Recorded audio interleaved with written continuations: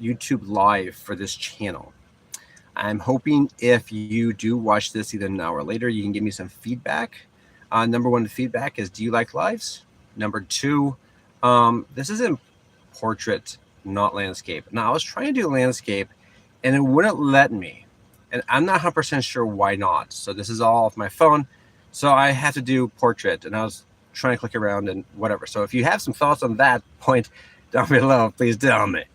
All right, as I'm waiting for people to jump on or not, excuse me, people will probably be watching this later, or some people will be watching this later. One thing I'd like to tell you is this is a small YouTube channel. It started recently. And if you come across this, please like and subscribe. Love to have you on board. This channel is focused on families trying to aim for financial freedom. And this is especially aimed at younger families, let's say millennials, and trying to help millennials, my age group, a little bit younger than me even, Gen Z even, find a path to financial freedom. Now, a little bit about myself as I'm waiting for anyone to jump on. One thing about myself is I am a father and I work at 9 to 5. I have attained financial freedom via real estate. Now, there's many other things that are involved in this. There's a lot of moving parts. There's a lot of work to do this, to get to this point. But the steps I'm going to be sharing with you are some essential steps that may help you on your path to financial freedom. So if you're not interested in financial freedom, if you're not a parent that's interested in trying to figure out ways to go do things as a family and stuff like that, it might not be for you, but you always may pick up some nuggets of truth here that may help you. Also, I come from a Christian perspective, so that's my Christian worldview coming out with it as well. So if that offends anybody, I apologize up front, but that's just who it is, who I am, and that's just how it is. All right, number one. I'm going to first argue for the case for financial freedom, especially if you've never considered it before, because I'm going to give you 4 steps, and these 4 steps are essential and they're lifelong steps. But just wait until the end for those. Really quickly, financial freedom. One thing I really would encourage you to think about is, like, what if you had the freedom to just go anywhere you want, do anything you want to do? I'm right on the edge of that. That's the reason why I'm starting this channel, is that I'm around the edge of that thing in my life where I can actually do what I want, go where I want.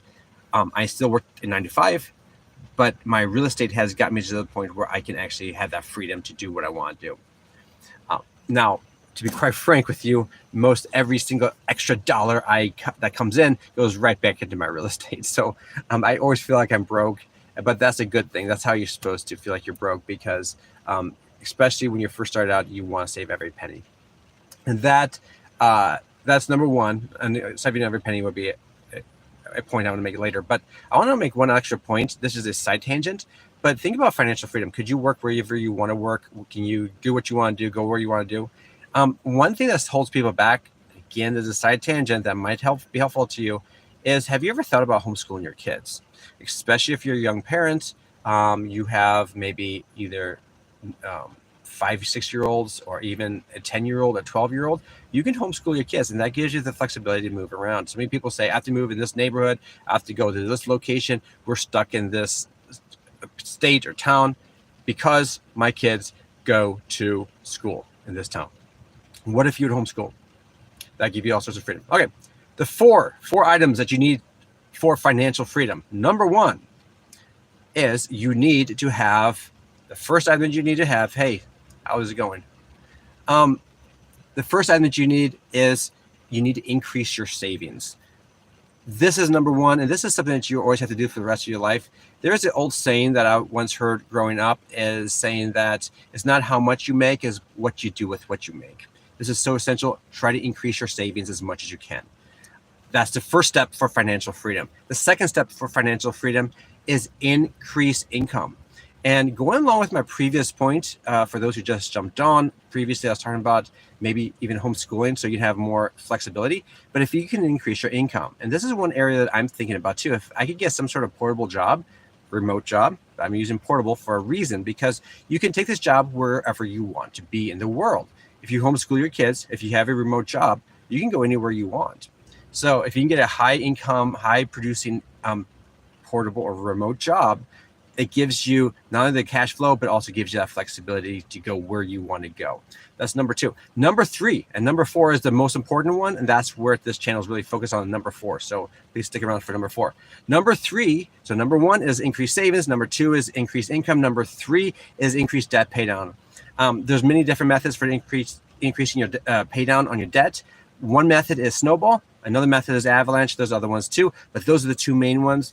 Increase debt pay down with snowball is where you pay the lowest debt off first, and you just pay the minimum on all the other ones, and then you just snowball that up to the next one, the next one, the next one, and pretty soon you're all paid off on your debt. Why is this important? Because you're probably spending $5 to $10 grand per year sending that money to the bank. Why are you sending your money to the bank? For them, when you could be sending that money to yourself, to pay yourself instead of to the banker or whatever.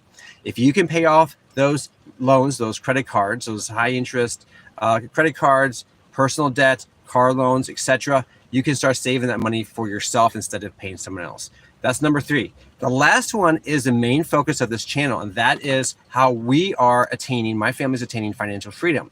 And how we're doing that is via real estate. Now, this might not work for you. I just dropped a video just a couple days, yesterday, maybe, on this topic, is that not financial freedom via real estate is not for everyone. It takes a lot of work. It takes a lot of knowledge. You need to listen to a lot of podcasts like this one or other ones on how to do it, how to run numbers and how to screen tenants and how to find the right tenants and how to fix up houses and all this stuff.